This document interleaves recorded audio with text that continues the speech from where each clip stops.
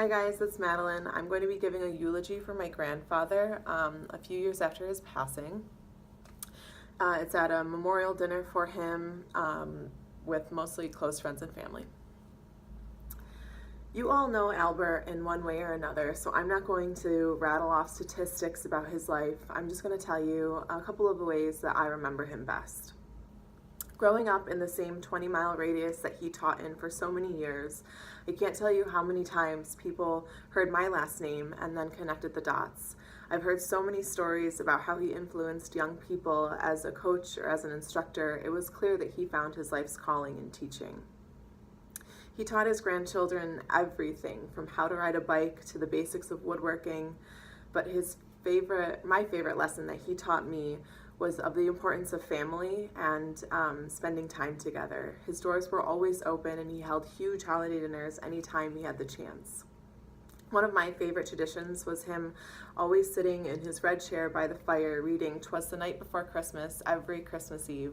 He looked like the perfect image of Santa Claus, with his beard as white as the new fallen snow and his belly that shook when he laughed like a bowl full of jelly. He loved the magic that the holidays held for his grandchildren and always tried to make sure that they were special for us. There was really nothing he wouldn't do for us, but then again, you would have been hard-pressed to find someone in his life that he knew that he hadn't helped out in one way or another. He was the type of guy to say yes when you asked him for a favor before even knowing what you needed of him. If he could help you, he would. He wasn't always a man of many words, but he did have good advice for almost any situation if you asked him. My favorite thing he ever told me was advice for when I was down or sad.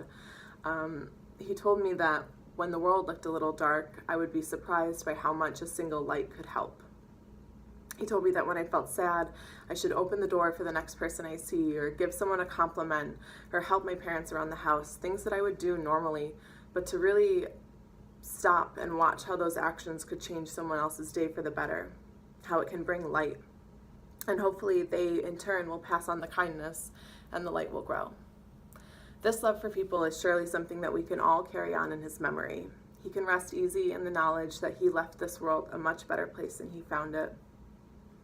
Of course, we all miss him, but when we're sad, all we have to do is simply spread his light and he'll be here with us again. Al Audsley passed away on April 25th, 2005, after a 5-year battle with prostate cancer. He was survived by his 3 sons, wife, and now 6 grandchildren. Thank you for taking the time to remember him with us today.